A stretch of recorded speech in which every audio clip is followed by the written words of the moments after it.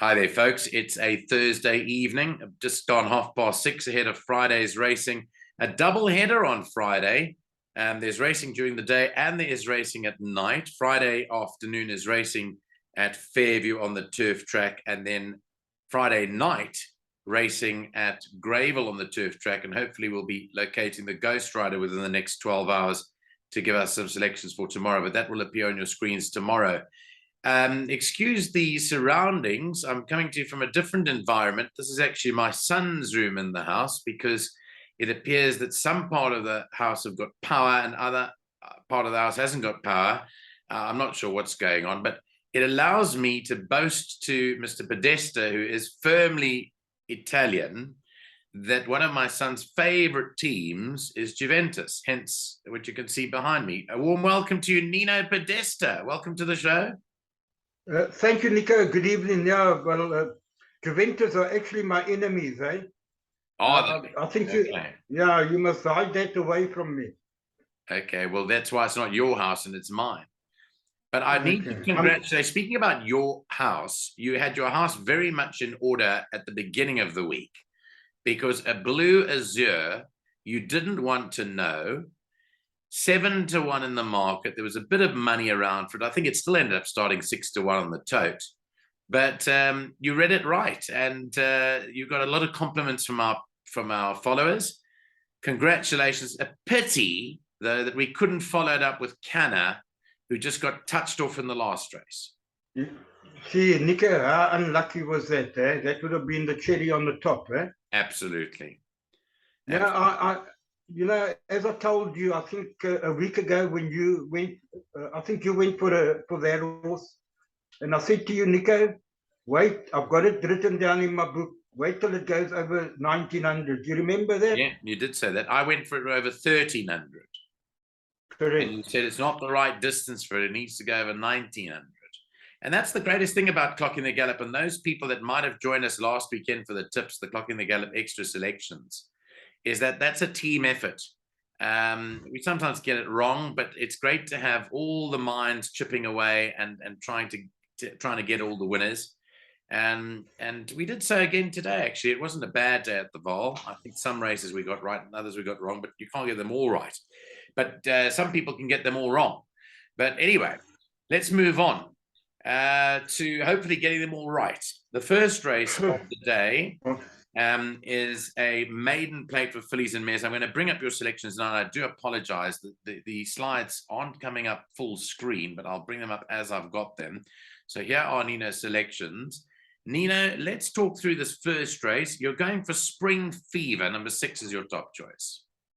Nico, I find this a bit of a trappy race. I think it's a moderate maiden field, but Spring Fever, one run in PE, was a good run. Was just beaten by Mamia. I think that was a Cape Wood Gavin Smith. I think that was came from Cape Town. Yeah, it was. So a very nice first run over course and distance in Fairview, but I think there are some other horses here that need to be looked at. Back to Formentera. I know she's been disappointing, but in a field like this, she's got a chance to be competitive. Other horses I give chances to are Dreamscape and a bit of an outsider, Mia Calise. So 6, 1, 7, and then who's the other one? Dreamscape, number 8. 6, 1, 7, and 8. And then a question mark over Classity, number 2. I think maybe 1,000 is a bit too sharp for it. Let's touch on the re-emergence of the local lad, Pierre Stradum in Quebec, because Pierre, as we well know, is PE's favorite son when it comes to horse racing. He's going back home. He wants to try and ride this 5,500 winner. Do you think he'll have a winner on the day? Nico, I'm not so sure, but he has got chances here and there to crack a winner. Yeah. I don't think like he's the jockey to follow, but he's definitely got a chance. He's riding 1 or 2 for Justin, which I give chances to, but they're not my first choices. Okay. Okay, well, we'll go through that just now. He does ride the horse that Nino's tipped for third, Dreamscape, who had a fairly good debut in finishing second, a long way behind Peach Daiquiri. So 6, 1, 7, and 8. I quite like that run of Spring Fever in her first run in the province, and I think she could well follow up under the apprentice Carl. Straight in there. On to race 2, that jumps off at 12:10. It's a maiden handicap over 2,000 meters. By the way, in race 1, you can scratch number 5, Ruby Cape. I omitted to mention that Ruby Cape, number 5, is a non-runner in the first race. And news filtering through later on this evening was that JP van der Merwe won't be riding there. So Rachel Veneker rides number 1, Back to Form and Terror, and she claims the 1.5 kilos. But on to the second race, the changes there. Number 4, St. Patrick's Day, has a compression mask. Number 3, Mansoria, is ridden by apprentice Veneker, who's claiming again from the 1st of August. Now, your top choice here, you're going for Mansoria to win it ahead of Golden Grace for second. Yeah, Nico, and now even a little bit more confident with the allowance, with the 1.5 coming off there. She comes into the race with 57 kilos. If you look at this race, Sugar Snap has been the biggest disappointment in PE, and so has Eshrog. Antonio Augustus, I don't think has got any chance of winning here, nor has Lady Sheila. So you left with 3, 4, and 5, and that's the way they will run. But I was very impressed with this also with the Mansoria last run over course and distance when she finished 1.75 lengths behind Wildest Dreams. So on that run, I definitely think she's the horse to beat. The dangers are St. Patrick's Day and the Cape Raider, Golden Grace.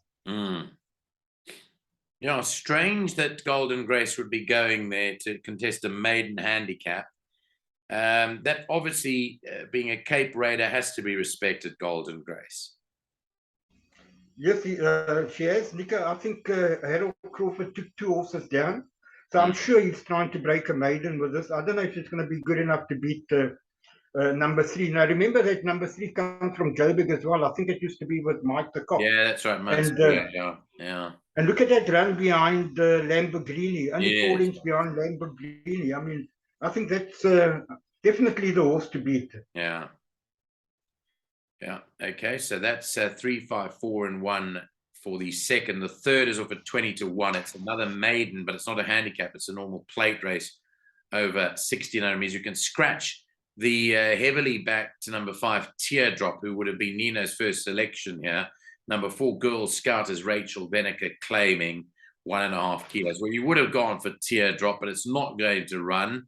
Therefore, you switched allegiance to Girl Scout to win it. Yeah, I might be wrong, Nico, but I think this is the distance this horse has been looking for. She's by Ideal World at a horse chestnut mare, Joan Ranger. Not a bad run last time over the 1,200. The switch to 1,600 and to the turf. I think she could be a runner. You know, with the withdrawal, with the scratching of Teardrop, this is I think 1, 4, and 6. That's the 3 horses. I think they will fight it out. But I'm looking for a bit of improvement from Girl Scout. I think she could be a runner tomorrow at a nice price. Yeah. Okay, that's Girl Scout. You've tipped for first. You've tipped it to beat Mon Tresor, who's a battling maiden, isn't she? She's having her 15th start. She's very consistent, though. And for third, you've gone for the source Sugarberry, who surely is better than her form suggests, but she, again, has been disappointing, Sugarberry. Yeah, she has. But I think in this field, Nico, you know, if I had to do my tips now, I would actually tip that to win now. And I see I didn't put it in the bipod, and that was a mistake on my part. But we'll get to the bipod later. I think Sugarberry is a big runner. She's another Ideal World horse. I think those and Barcelona. I think the 4 and 6 will fight it out, and then number 1. Montresor has been disappointing. In hindsight, Yeah, I'd say she's been, you know, she's an earner, but if you're looking for a horse that's going to take you to Hollywood, it's not going to be that one. Yeah, no, definitely not. I don't give the other four in the race any kind of chance. So, yeah. I don't know about Japan approval. I know you went for Wow. it last time. No. I was hoping you weren't going to mention that because last time I liked her, but she ran 50 lengths back, but this says the saddle slipped. I didn't Yeah, know. you've got to ignore that last run because Yeah, the she's saddle did definitely slip on the a runner, but I prefer over further than 1600. I wanted her to run over the 2000 again.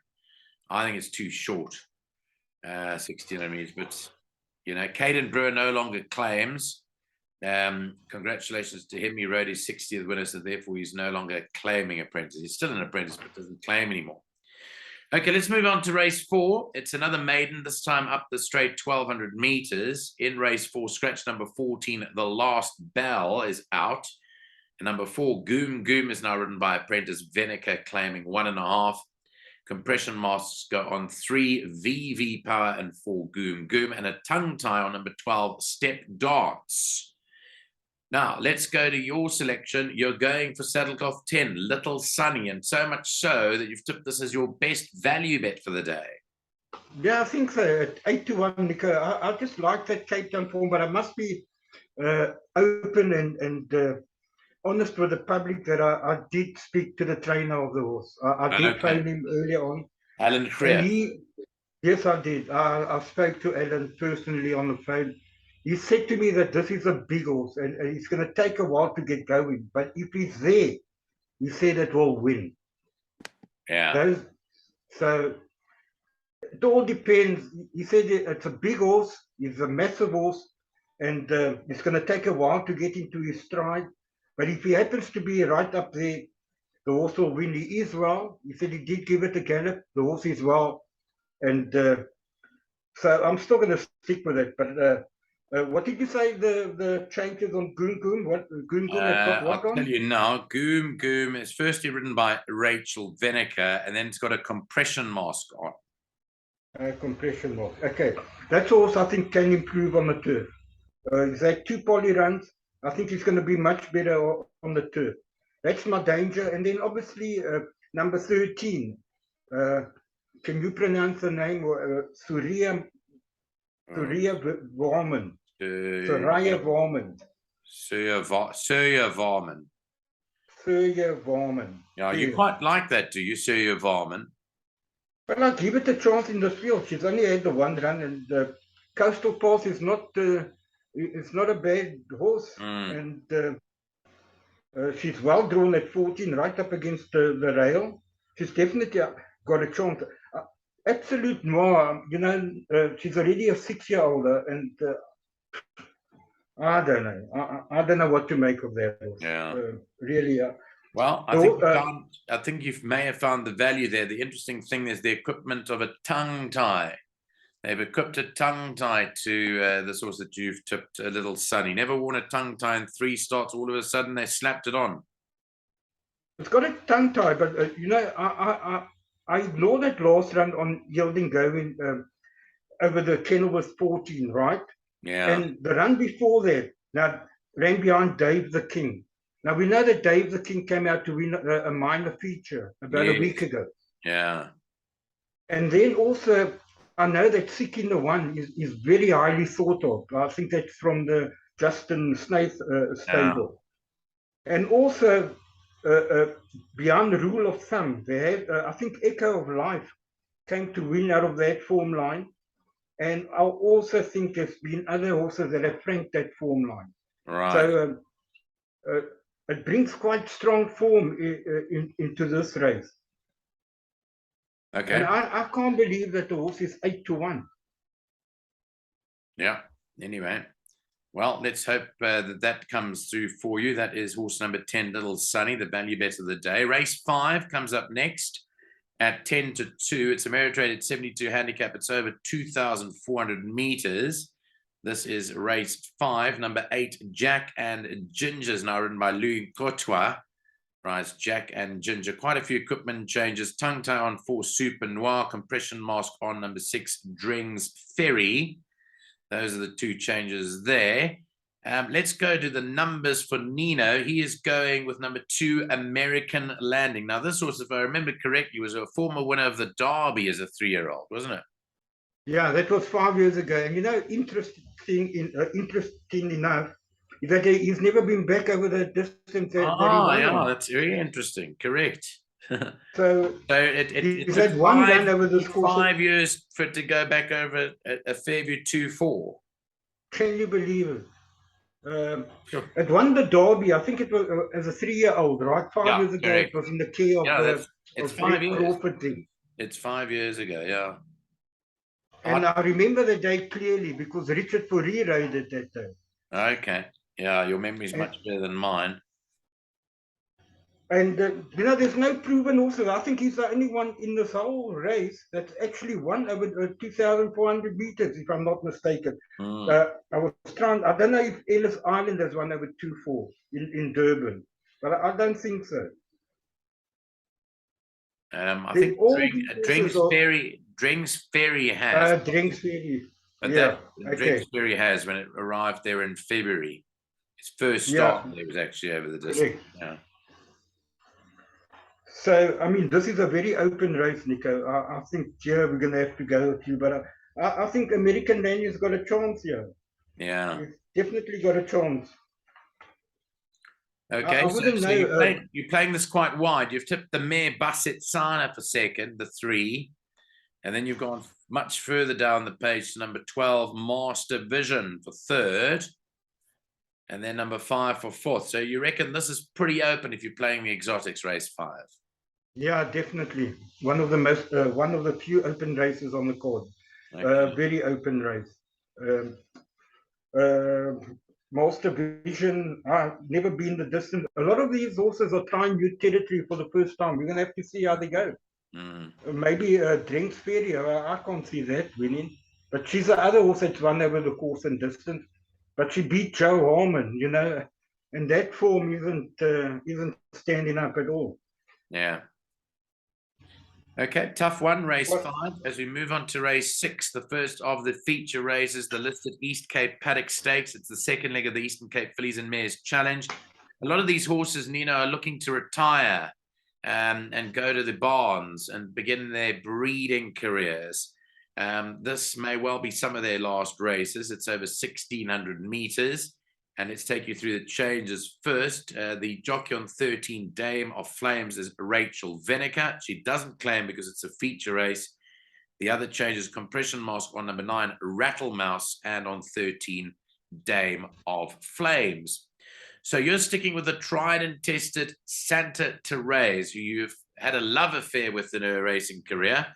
You've gone for her to beat Rain in Newmarket. Yeah, this is the one race where Pierce got a chance, but I think he's going to have to be at his very best, and so has the horse to beat Santa Therese. She's my best bet on the card, Nico. The 1,600, she's had 4 runs, 3 wins, and a placing.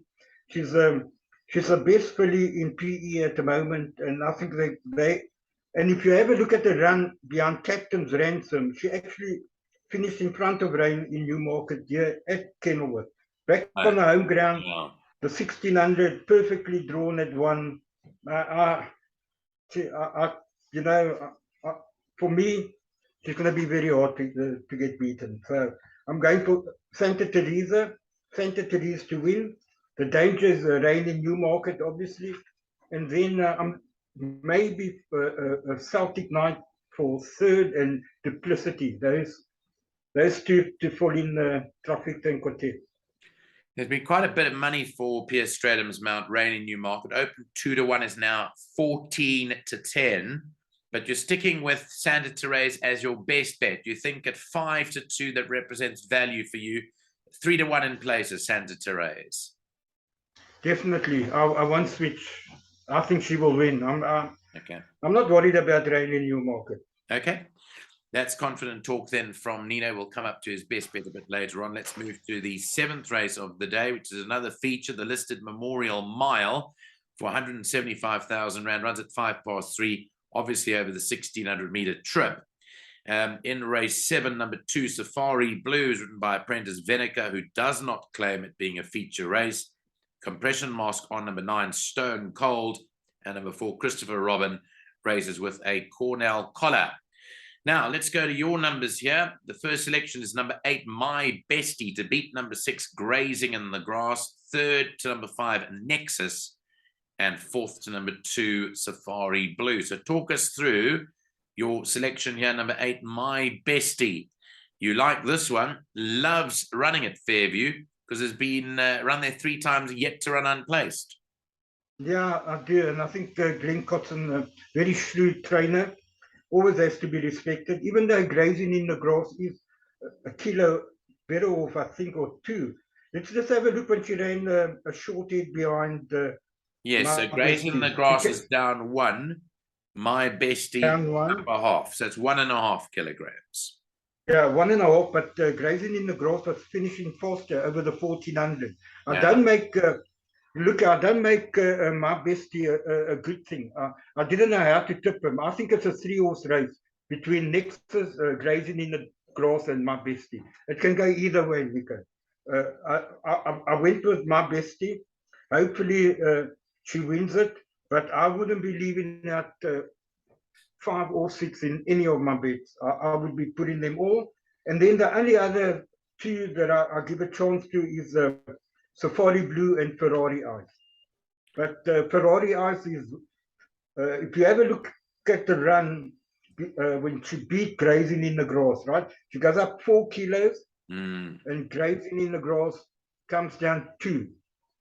6 kilos better off Grazing in the Grass for 3/4 of a length beating. I cannot see Ferrari Ice turning the table. I mean, running in front of Grazing in the Grass again tomorrow. Okay, so 8.65 the danger there to be included for larger perms is Ferrari Ice. And I've spoken to Gavin Smith, as you well know. Gavin told me Ferrari Ice's optimum distance is a mile, and it gets that in the Memorial Mile. So that is the second feature race of the day. The 8th and last is off at 3:45. It's a merit rated 68 handicap. It's over 1,000 meters in race 8. Scratch number 15, Alloway Grove. Number 11, Liddell's Echo, is ridden by apprentice Rachel Veneker, who claims 1.5 kilos. No rider yet for number 17, Calvino. And number 19, Jet Captain, is now the mount of Ryan Munger. Other changes, compression masks go on 8, Knave of Diamonds, 11, Liddell's Echo, and number 12, Sanctity, all have compression masks fitted. This looks like a tough race, but you're tipping Sanctity, and I remember you tipping Sanctity not so long back when it won at a good price. I think it was 20-1. Well, it was in the computer form, it says 33-1, Nico. There we go, 33-1. So it drifted out even after we tipped it. People don't trust us anymore. No. All the better for us. And all the better for us. Closed at 30. I thought the people would have a go at it. We tipped it as our value bet that day. We tipped the double because we tipped the Flower of Saigon also on the same day.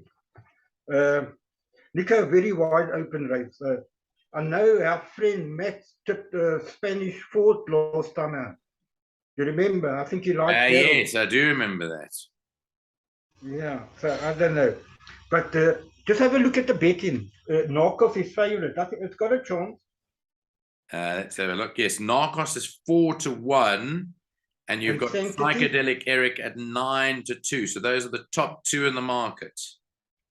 And what price is Sanctity? Sanctity is 10-1. Well, look at the penultimate run when Narcos got beat over course and distance by Sanctity. Yes. Right, Sanctity beat it, and it's 2.5 kilos better off. Well, it's so 2.5. If you like Narcos, Narcos is 4, goes up 4. Sure. So it's 1.5 better off, 1.5 kilos better off. Yeah. You know, just staring you in the face. If you like Narcos, you got to give Sanctity a chance. Yeah. And they shouldn't be so far apart in the betting. Absolutely. I agree with that. Yeah, I do agree with that. Yeah. You tipped number 14 to run third. Let's go to the 14, Vanetta, for that third placing. Yeah, she comes from Joburg. This is such a wide open race, Nico. There are so many horses with chances. You know, one big upset that I also give a chance to is number 17, Calvino. Yeah. I'll give that a upset chance. I don't know, Miami Beach won over the 12. I don't know if the 1,000 is going to be a bit too short for it. She did back. She only beat back to Formentera, which I don't. Which is struggling to win. That form hasn't been frank. And then you got the maiden winner, Liddell's Echo. Now he beat Dammy over 1,100, and that form hasn't been frank because Dammy ran a distance last time out. Yeah. So you either I don't know how to cut this race down. For me, I like Narcos, I like Sanctity, Psychedelic Eric is run on a poly and ran behind Paulie, and that came out and ran a bad race, so that form hasn't been frank either. Naval Diamonds is better over 12. So if I was playing the pick six, I would put in Narcos, I would put in Sanctity, and I would put in Calvino and 14 Veneta, and then anything else they like, they just got to add whatever they like, whatever the public likes. I think it's a very competitive race. Wide open. Wide open. The only thing I'm saying is that Sanctity and Narcos, there's nothing between the two of them. In actual fact, I think Sanctity has got the beating of Narcos. Yeah, it's 10-1, and yeah, as you said, one is 10-1, the other is 4-1. It doesn't make much sense over there, but those are Nino's top 4 selections in each of the 8 races tomorrow, running at Fairview. Let's go right now to our next slide, which is going to come up in a moment, and that is going to talk to you about the BIPOT numbers for Friday's meeting. So we'll bring up the BIPOT numbers shortly. I'm just waiting to get that up, and also we'll run through the best and the value bet for the day. Just trying to see whether we've got it. We're just waiting upon those BIPOT numbers. But what does your bet come to in terms of the cost, Nino? Well, it was 90, but I forgot to add the horse. It will come 1, 2, 3, 4, 5, 1, 2, 3, 15, 45. 45 times 3 is 135. 45 times 3. 135. 135, yeah. 135. That's right. 135. Right. So, okay, so I've already typed up the slide. I was trying to alter it, but I can't. So let's just run through this. So the original perm you set was for 90 Rand. Which legs are you changing? Now, the third leg, I forgot to, I would actually take the 1 out and add the 6 in, Nico. That's I don't know how that never came out. Sugarberry, you can never leave Sugarberry out of your BIPOT. Okay, so run through it for us. The first leg, 1, 2, 6, 7, 8. You're keeping those numbers as they are. Yeah, I'm going to double up there. One, back to Formentera, Crossery, Spring Fever, Dreamscape, and Mia Khalees, however you pronounce it. Banker number 3, Mansaruya. Next leg, 1, Montresor, 4, Girl Scout, and 6, Sugarberry. And if they want to go 4 and 6, I think that should be more than enough. The next leg, I'm only putting in number 4, Gum. I'm putting in number 10, Little Sunny. And I'm putting in number 13, Saraya Bowman. Saria, whatever. You can pronounce that name. Yeah. Surya Varman. Surya Bowman. I've got no idea what it means, eh? No, I'll tell you now. I'll tell you when we go there now. But just go through the last 2 legs. The last, the next leg, number 2, American Landing. Number 3, Bossatana. And number 12, Master Vision. And then the Confident Banker of Santa Teresa. Yeah, which is tipped as your best bet. So Surya Varman II was a king. He was a Khmer Rouge king. And he built Angkor Wat, the largest religious monument in the world, which he dedicated to the Hindu god Vishnu. Surya Varman. So he was a Hindu. Suurvarman. Yeah, Suurvarman. I thought it was like Tutankhamun. I thought maybe it was like an Egyptian or something. No, he was a king. He was a king, and he obviously was of the Hindi religion. Yeah, so there we go. So that's so now you know. Your best bet for the day is race 6, number 1, Santa Therese, 5-2. That's speaking to you on a Friday night, so it's still decently priced. And the value bet for the day, 7-1, maybe 8-1 if you ask your bookmaker nicely, is race 4, number 10, Little Sunny, which is having its first start for the Gallop yard and has the proverbial tongue-tie strike on it from the Grief yard. Nino, thanks very much. That's the selections for the day. Just recapping on Gold Cup, the Gold Cup meeting. I did actually manage to chat to Graham Hawkins. I don't know if you managed to watch that show from yesterday. We were talking about the potential winners for the Equus Awards, which comes up in just about 3 weeks' time, just under 3 weeks' time. But the main point I mentioned to him, and I think you'll agree with this, is that the racing on Saturday from Greyville, last Saturday on Gold Cup Day, was probably some of the best we've seen the whole season. Yeah, I agree with it. Absolutely brilliant racing. And some horses have really come and made a point, especially horses like Cousin Casey. Yes. How impressive was that? That was extremely impressive. Just keeps on winning, and you were able to back it at a decent price if you followed up. Yeah, and I think Glenn Cotton has got a very nice horse on his hands there. But the most impressive has to be Captain's Ransom. Absolutely, yeah. I mean, geez, what a filly. Yeah, what a filly. Yeah, you only get one of those in your lifetime as an owner, and I'm sure that Suzette and Barcy are living the dream. Well done to them. They're big followers of Clocking the Gallop, and I'm sure they will be at the Equus Awards hoping for the best for her. Just quickly, whilst we end off, a tremendous season, but it just rolls into the next season. I mean, we're not taking any breaks here on Clocking the Gallop. It's full steam ahead for our team of 4. But I suppose we end off on the note of just thanking people that joined us for that Clocking the Gallop extra last weekend, because I think they had a great day on Saturday, a few close misses on the other days, but the main day was a good day. Yeah, it was, Nico, and Friday wasn't so bad if you go through the selections.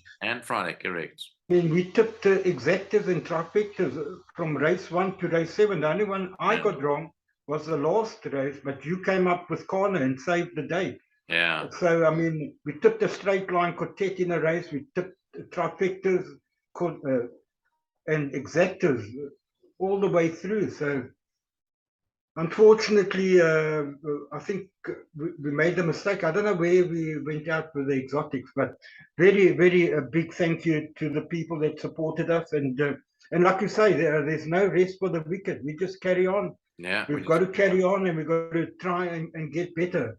Now, we don't look at the past. Let's look to the future, and hopefully we can get better. Well, I'm striving, and I'm sure you are, in Clocking the Gallop, to do better than what we did. Absolutely. This season. Absolutely. We've got to end it there. We've run out of time. Thanks very much to Nino Podesta with his preview of racing on Friday at Fairview. Thanks, Nino. Thank you, Nico.